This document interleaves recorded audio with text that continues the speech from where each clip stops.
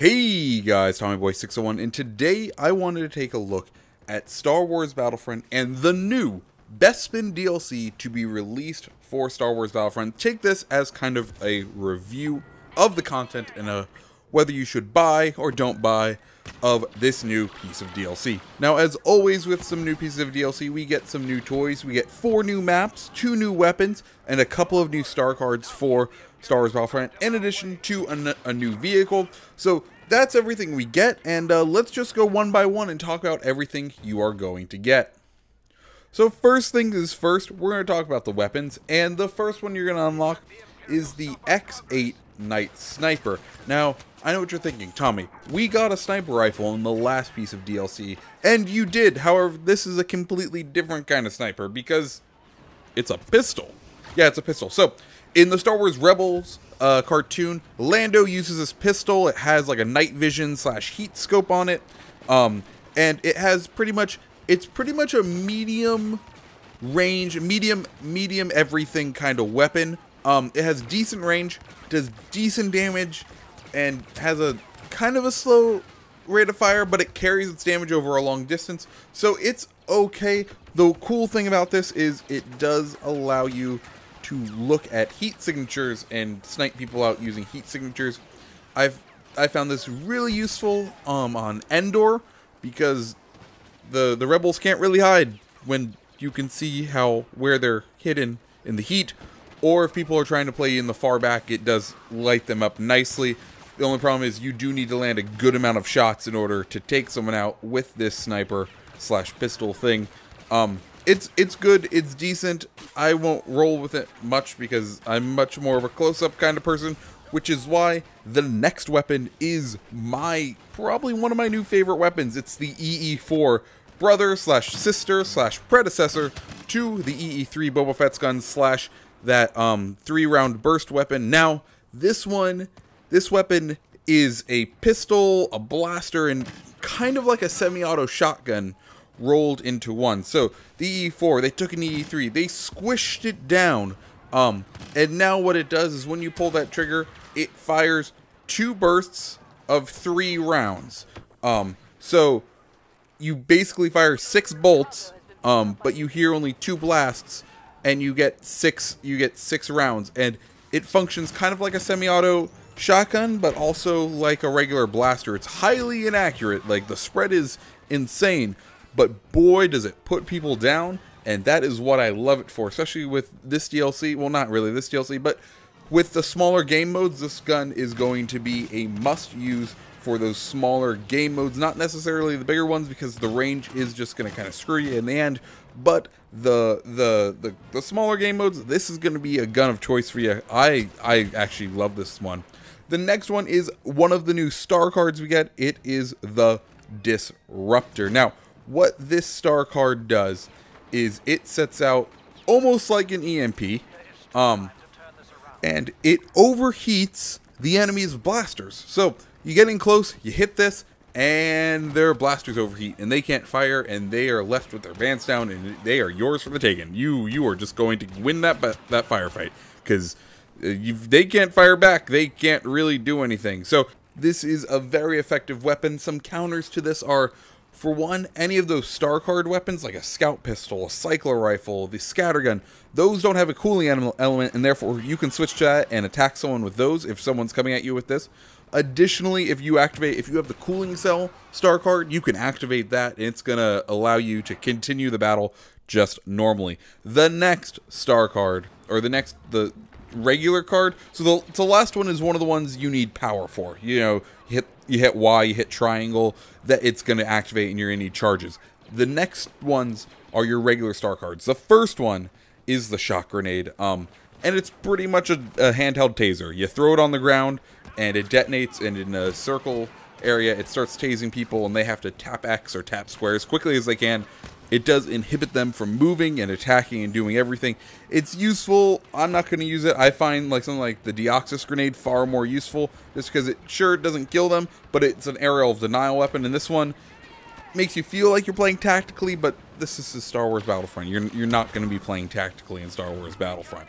The next one is another one of those things where you're like, oh, that's a cool idea, but like, you didn't build in voice comms and you didn't do much else for team play, why are you doing this one now? It's a pair of scout binoculars, which I like the idea because, one, the theming, yes, like, for episode 4, Luke is standing up there and he's looking for R2 with the scout binoculars. This is a perfect thing, and it's just like that.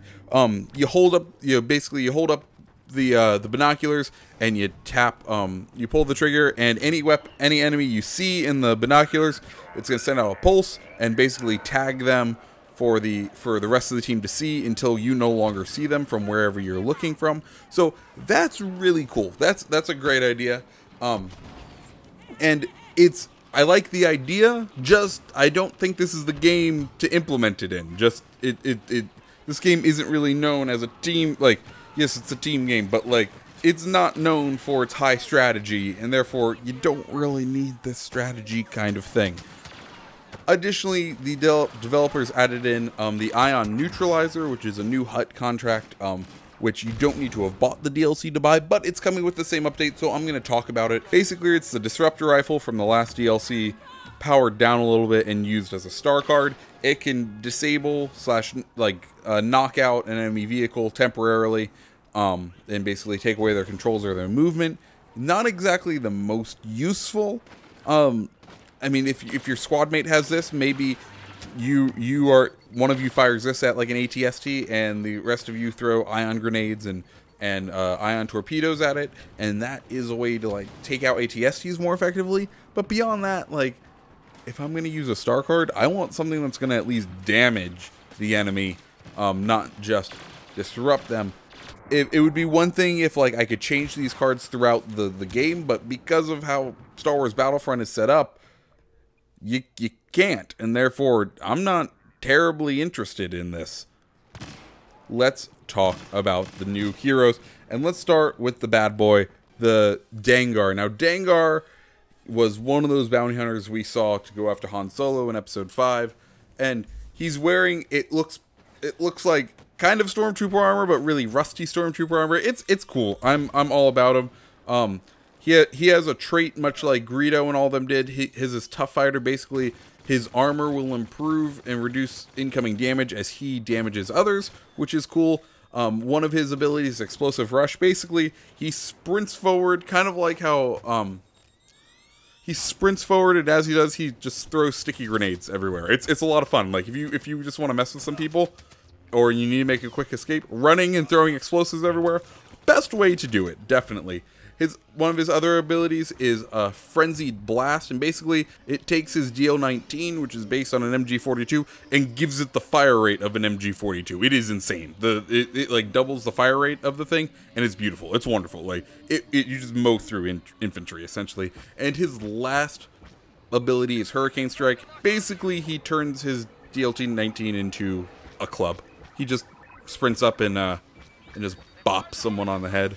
It's useful. Like it's fun. It's a humiliating way to take someone out. It does a lot of damage. So if you're up against a hero, one strategy you can do is basically run up with Explosive Rush, throw explosives on them, and then Hurricane Strike them, knock down some more health, and then finish them off with Frenzied Blast. He's very effective in like dealing damage to other heroes. Just don't deal someone with like a lightsaber or something like that. You're not going to win against Luke.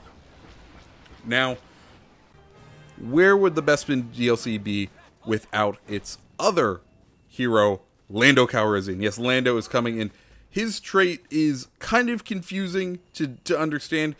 Basically, he has a set of powers, and they can rotate and give you buffs or minuses based on dice rolls. It's really weird, and you'll see as like Lando isn't that great of a hero, unfortunately. He is using his X8 sniper rifle, which is a little bit more powerful than the regular one that everyone else is using. One of his abilities is a shocking trap. Basically, it's the shock grenade, but as a trap. Woo. He has a system disruptor, which is exactly the same as the regular disruptor, except it affects star cards as well, so it's like a little bit more powerful. And yeah. Like he isn't that great, unfortunately. I will not be planning on playing him at all, ever, probably, which is kind of sad. Like It's sad, but you know, oh well. The new vehicle in this game is the Cloud Car. Now, this is something I have an issue with, because in the air superiority / starfighter mode, you only get the Cloud Car when you're playing on Bespin, which is kind of annoying, because they're finally adding another air vehicle in this game, and you can only use it on one set of maps, which just doesn't feel right. It doesn't sit right with me.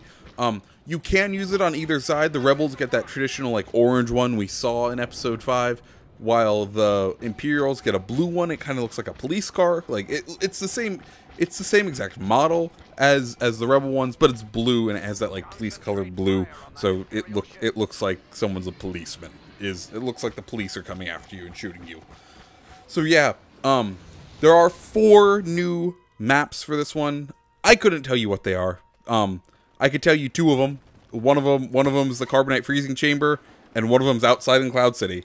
The map strength, the map diversity in this new DLC is not impressive at all. Like, all of the ones that occur outside in Cloud City, I feel like are horrible, because what happened is I feel like they went and they visited and they looked at the drawings of Cloud City, and Cloud City was really open, so they're like, let's make a ton of open maps with no cover. And those suck. Those are terrible. Like, it is I extremely disliked playing any of the larger scale maps in this one. You do get a Walker Assault map, and you target one Walker, and I was not a fan. I'll be honest. I enjoyed the Carbonite Freezing map. It's a pretty basic map. Basically, there's 3 paths going in, 3 paths, and you just control the lanes, and there's cutovers to each different lane. It's very basic. It's a good map design. It keeps people close. The action is fun, but the longer range maps, especially how unsatisfying the long range combat is in this game, I was just not a fan to begin with. Additionally, you do get a new game mode in this DLC called Sabotage. Basically, the Imperials have to defend 3 different generators. The Rebels run up, plant it. It takes about a minute for the bomb to like count down and detonate. If the Rebels are able to successfully destroy all 3 of the generators, they have to retreat back to like just in front of their spawn point and defend this area for about 4 or 5 minutes. Or, sorry, about 1 or 2 minutes. And if they do that, they win the game. Alternatively, if the Imperials are able to stop the Rebels from planting all 3, then they win the game. It's very simple. It's very fun. Like, I quite enjoyed this new game mode. I'll just be playing it in the regular multiplayer hopper, though I won't be going out of my way to play it. So yeah, that's pretty much all of the stuff you're getting in this DLC. And to be honest, I could do without most of it. Like, the maps are supposed to be the main draw for a piece of DLC, and the maps in this just aren't. Game modes, The only, like, I could do with everything. I could do without for everything except for the EE4. Like, if they sold the EE4 separately, and I could get some money back from the season pass, I would do that. Like, I would buy the EE4 just on its own and let the rest of everything on this DLC fall off a cliff, because it's useless. If you already bought the season pass, yay, you're getting it. You're getting all this stuff. If you didn't, I can't recommend buying it. Unfortunately, it is not the strongest piece of content we've seen out of DICE, and it's unfortunate. It really is, because when Battlefield comes out with DLC, even the bad DLCs, there's good parts to it, but this you feel like they've given up already. You feel like, oh, we've already announced our other game. We're good. We don't have to actually do really anything, and it kind of feels. So, yeah, guys, that's my opinion on this DLC. Let me know down below. Are you gonna buy it? What's your favorite new piece of content from this game? Guys, my name's TommyBoy601. I hope you like this video. Go ahead, hit that subscribe button. Give me a like. Hope you guys have a great rest of your day. See ya.